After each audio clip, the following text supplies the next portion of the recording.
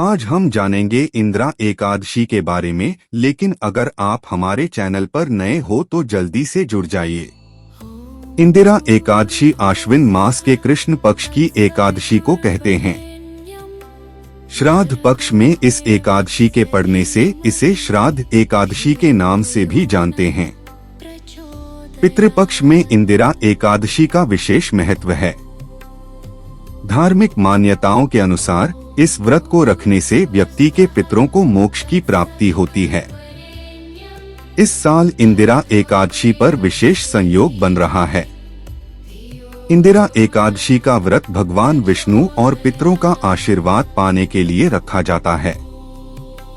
खास बात यह है कि इस व्रत को अगले दिन सूर्योदय के बाद यानी द्वादशी के दिन पारण मुहूर्त में ही खोलते हैं। अगर द्वादशी तिथि सूर्योदय से पहले समाप्त हो गई तो एकादशी व्रत का पारण सूर्योदय के बाद ही होता है। इंदिरा एकादशी क्या है? आश्विन मास के कृष्ण पक्ष की एकादशी को इंदिरा एकादशी कहा जाता है। इस एकादशी की खास बात यह है कि यह पितृपक्ष में आती है, जिस कारण इसका महत्व बहुत अधिक हो जाता है। मान्यता है कि यदि कोई पूर्वज जाने अनजाने हुए अपने पाप कर्मों के कारण यमराज के पास अपने कर्मों का दंड भोग रहे हैं, तो इस एकादशी पर विधि पूर्वक व्रत कर इसके पुण्य को उनके नाम पर दान कर दिया जाए तो उन्हें मोक्ष मिल जाता है और मृत्यु पर्यंत व्रती भी बैकुंठ में निवास करता है। इंदिरा एकादशी पूजा विधि। सुबह जल्दी उठकर स्नान आदि करके सूर्य देवता को अर्घ्य दें। इसके बाद पितरों का श्राद्ध करें। भगवान विष्णु की पूजा अर्चना करें। ब्राह्मण को भोजन खिलाकर दान आदि दें। इंदिरा एकादशी व्रत कथा सुने या पढ़े। द्वादशी के दिन शुभ मुहूर्त में एकादशी व्रत का पारण करें। इंदिरा एकादशी व्रत कथा। भगवान श्री कृष्ण धर्मराज युधिष्ठिर को इंदिरा एकादशी का महत्व बताते हुए कहते हैं कि यह एकादशी समस्त पाप कर्मों का नाश करने वाली होती है एवं इस एकादशी के व्रत से व्रती के साथ साथ उनके पितरों की भी मुक्ति होती है।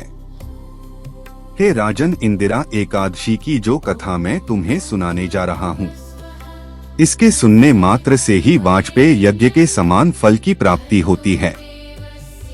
आगे कथा शुरू करते हुए भगवान कहते हैं, बात सतयुग की है।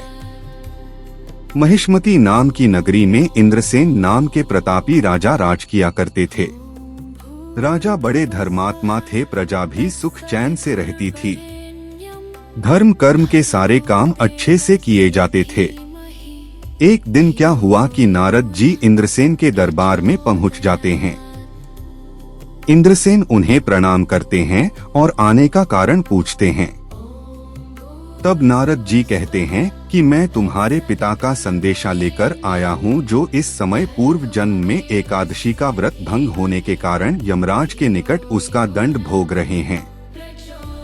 अब इंद्रसेन अपने पिता की पीड़ा को सुनकर व्यथित हो गए और देवर्षि से पूछने लगे, हे मुनिवर, इसका कोई उपाय बताएं जिससे मेरे पिता को मोक्ष मिल जाए। तब देवर्षि ने कहा कि राजन, तुम आश्विन मास के कृष्ण पक्ष की एकादशी का विधि पूर्वक व्रत करो और इस व्रत के पुण्य को अपने पिता के नाम दान कर दो, इससे तुम्हारे पिता को मुक्ति मिल जाएगी। उसके बाद आश्विन कृष्ण एकादशी को इंद्रसेन ने नारद जी द्वारा बताई विधि के अनुसार ही एकादशी व्रत का पालन किया, जिससे उनके पिता की आत्मा को शांति मिली और मृत्यु पर्यंत उन्हें भी मोक्ष की प्राप्ति हुई।